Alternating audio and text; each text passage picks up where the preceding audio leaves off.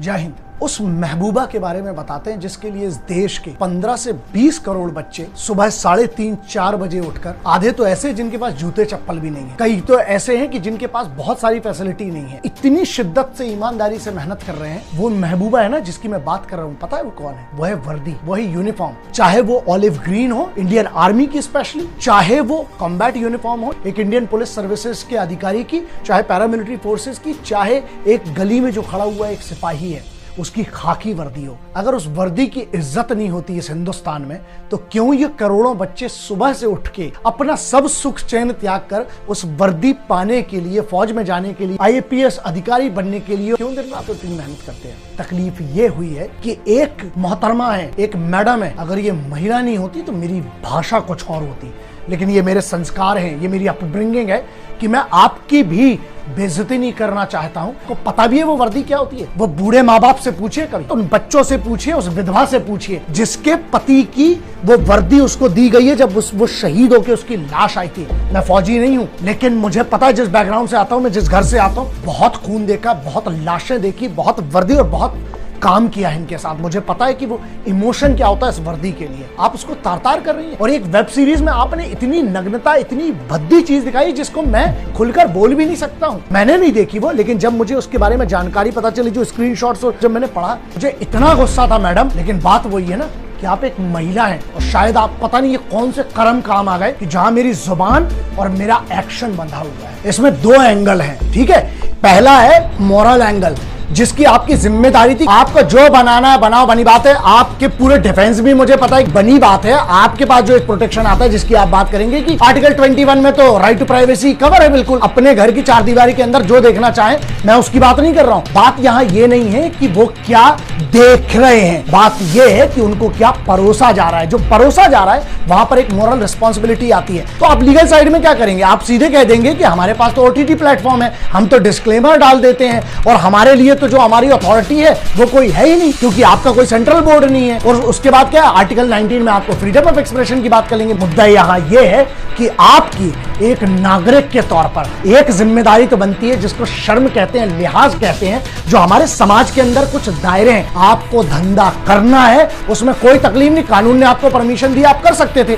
अरे लेकिन धंधे को इतना गंदा तो मत करो जहां तुम धंधे के नाम पर तो ऑफिसर्स की जो बीबियां हैं, जो उनकी बहन बेटियां हैं, तुम उनका अपमान कर रहे हो और एट द सेम टाइम तुम उस वर्दी का अपमान कर रहे हो। शायद आप कभी समझ भी नहीं सकते वो बात। असल में पता है तुमने क्या किया? तुमने वो कर दिया जो चाइना इतने साल से कोशिश कर रहा है वो नहीं कर पाया, जो पाकिस्तान नहीं कर पाया, जो आतंकवादी संगठन नहीं कर पाए ना, वो तुम जैसे लोगों ने यहां बैठकर कर दिया। तुमने उन आर्म्ड फोर्सेस की जो सबसे बड़ी इज्जत होती है, एक तो वर्दी और दूसरे उनके घर की इज्जत होती है यार, जो तुम्हारी माँ बहनों के लिए वहां रक्षा कर रहे हैं, तुमने उनकी माँ बहनों के चरित्र पर सवाल उठा दिया और तुमने उनकी वर्दी, जिसको माँ के बराबर माना जाता है, उस यूनिफॉर्म को तुमने उसका अपमान कर दिया। तुमने एक ऐसी गंदगी दिखाई है कि मान लीजिए जो आज आर्म्ड फोर्सेस का व्यक्ति वहां पर है, मतलब उसके पीठ पीछे उनके घर में क्या हो रहा है। अगर कल किसी फौजी की बेटी, बीबी, बहन के ऊपर अगर कोई बुरी नजर उठाता है ना, जिम्मेदार आप हो इसके। वहां पर उनका घर का सदस्य, वो तो आपकी सुरक्षा के लिए बॉर्डर पे था, या आज इस कोरोना जैसे महामारी में इंडियन पुलिस सर्विसेज के ऑफिसर्स हैं, पुलिस फोर्सेज के हैं, वो तो आपकी सुरक्षा में लगे। उनके घर में पीठ पीछे जो आपने एक अपमान किया है, यह मोरल रिस्पॉन्सिबिलिटी थी आपकी। क्या आपकी कोई जिम्मेदारी नहीं थी इस वतन के लिए, उस यूनिफॉर्म के लिए और उन माँ बहनों के लिए जिनकी बड़ा पूरा गांव इज्जत करता है? आप उनकी इज्जत नीलाम कर रहे हैं जो दुश्मन नहीं कर पाया। तो ये बताइए कि आप हैं किसकी तरफ असल में? तुमने एक ऐसा गुनाह किया है जो मुझे लगता है इस देश में बहुत बड़ा गुनाह माना जाना चाहिए, लेकिन कानून के दायरे जो है ना छोटे हैं, इसीलिए तुम लोग उसका बहुत फायदा उठाते हो। तुमने सिक्योरिटी फोर्सेस का सबसे बड़ा चीज तोड़ी है, वो है उनका मोराल। वो इतनी विषम परिस्थितियों में सिर्फ एक चीज की दम पर खड़ा है और वो होता है उसका मोराल। अरे तुम्हें इतनी भी शर्म नहीं रह गई कि कम से कम फौजियों को, उन सिपाहियों को कुछ नहीं दे सकते हो तो कम से कम उनकी बेइज्जती तो मत करो, उनकी घर की आबरू तो मत लुटाओ यार। अगर आप एक सॉल्यूशन नहीं जानते हैं तो आप भी एक दूसरी प्रॉब्लम है। पूरे देश में चिल्ला चिल्ला के डिबेट चलता रहता है, सॉल्यूशन कहां है? At the end of the debate what is the solution? यहां पर हम वो नहीं होने देंगे। मैं जब जब वीडियो करता हूं, जब जब बात करता हूं, तो मैं सॉल्यूशन की बात करता हूं। प्रॉब्लम सबको पता है, आपको इंटरनेट पे मिल जाएगी।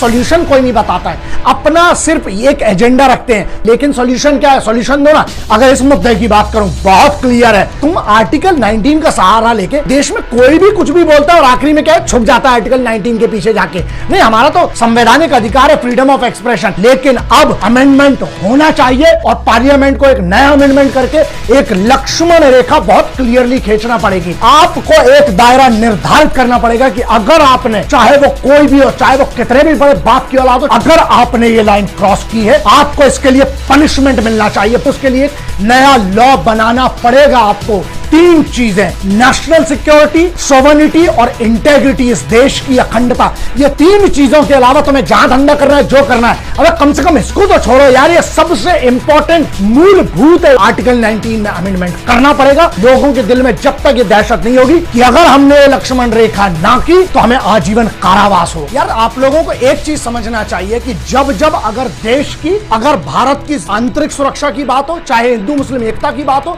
चाहे कहीं पर भी एक ऐसी बात हो जहां मेरे हिंदुस्तान की फौज या उसकी यूनिफॉर्म या उसके डेकोरम, मैं कोई फौजी नहीं हूं, लेकिन एक सामान्य भारतीय के नाते जब जब जरूरत पड़ेगी इस देश को हमेशा रहूंगा। बस एक चीज जो मुझे बहुत हर्ट करती है वो ये है, यार आप लोग को ये डाउट कैसे हो गया कि मैं बोलूंगा नहीं। मैं एक प्रैक्टिशनर हूं, याद रखना, मैं अखाड़े वाला आदमी हूं। मैंने अपने खलीफा उस्ताद, अपने बाबूजी से एक ही चीज सीखी थी कि बेटा बगैर तैयारी के नहीं जाया जाता है। संयम रखिए, आप पेशेंस रखिए। अगर मैं चुप हूं ना तो हमेशा एक बात याद रखना कि मैं सही वक्त पर जवाब जरूर दूंगा। मैंने पहले भी कहा था कि नागिन अपना बदला भूलती है, योद्धा नहीं। अरे हम तो योद्धाओं के गुरु हैं, हम कैसे छोड़ेंगे इनको। और जिन्हें लगा कि मैं डर के बैठा होऊंगा या किसी से मैं डर गया होगा कि यार कल को काम ना मिले, ऐसा है। एक बात बहुत ध्यान रखना, अगर करियर की कोई बात करे ना और वतन की कोई बात करे तो ऐसे लाख करियर, लाख इंडस्ट्री कुर्बान है इस वतन के तिरंगे और वतन के सम्मान के लिए। और रही बात दूसरी डरने की, सैयद सलाहुद्दीन, मौलाना अजहर मसूद, जितने बैठे ना बड़े बड़े टेररिस्ट, हमने उनको नहीं छोड़ा। बड़े बड़े न्यूज चैनल के मालिकों और बड़े बड़े न्यूज चैनल ग्रुप, बड़े बड़े नेताओं को हमने नहीं छोड़ा। जब वतन की बात है मैंने छोड़ा आज तक किसी को? अरे तो ये टटपुंजिए छोटे मोटे लोग, बस बात ये है कि महिला है ना तो इनके सम्मान के लिए, क्योंकि अपनी वो बंदिशें हैं और हम अपना लिहाज और अपनी तहजीब नहीं भूलना चाहते, इसलिए थोड़ा मैं इंतजार करके मैं तैयारी करता हूँ। बात यहाँ ये है कि हम एक नागरिक के तौर पर आप क्या करते हैं। अगर आप मुझ पर भी भरोसा कर बैठे हैं ना कि मैं बोलूंगा, तो आप गलती कर रहे हैं। आप सिर्फ मेरे भरोसे मत रहिए, आप खुद के ऊपर भरोसा करिए। मान लीजिए आपको ये लगा कि ऐसी कोई वेब सीरीज बनी है जिसमें हिंदुस्तानी फौज की जो वाइफ है, हिंदुस्तानी सेना की जो महिलाएं हैं, जो उनके घर की बहनें हैं, बेटियां, उनका अपमान हुआ है या यूनिफॉर्म का अपमान हुआ है, उसकी बेइज्जती हुई है। सवाल आपसे है दोस्तों, आपने क्या किया? सिर्फ आपने मुझे कमेंट लिख दिया, बवाल कर दिया कि सर आप बोलो आप बोलो। यार दोस्त एक बात बताओ, अगर आपको बुरा लगा था तो आपने उस पर क्या किया? यह सवाल अपने आप से पूछना। शहीद आजम की एक लाइन है कि दूसरों के कांधों पे जनाजे उठा करते हैं, जिंदगी खुद की दम पे जी जाती है। यही तो मैं कहता हूँ कि इंडिपेंडेंट भारत का मतलब क्या है? इंडिपेंडेंट भारत में डिपेंडेंट लोग हैं हमारे घर, कि हमारे बदले भी कोई और लड़ेगा। यार ऐसा मत करो।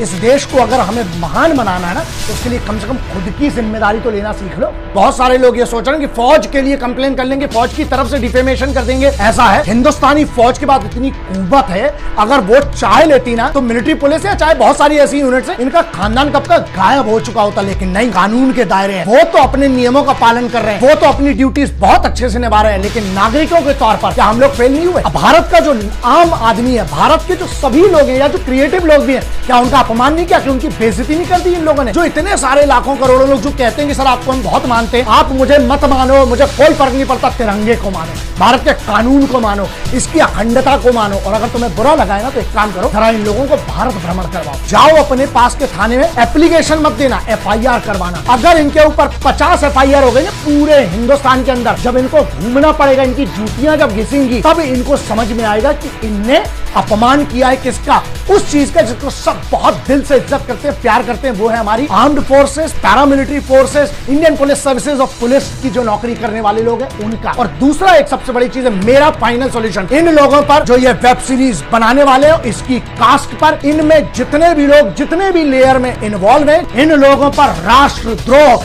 सेडिशन एक्ट के तहत इन लोगों को कम से कम आजीवन कारावास देना चाहिए। क्यों?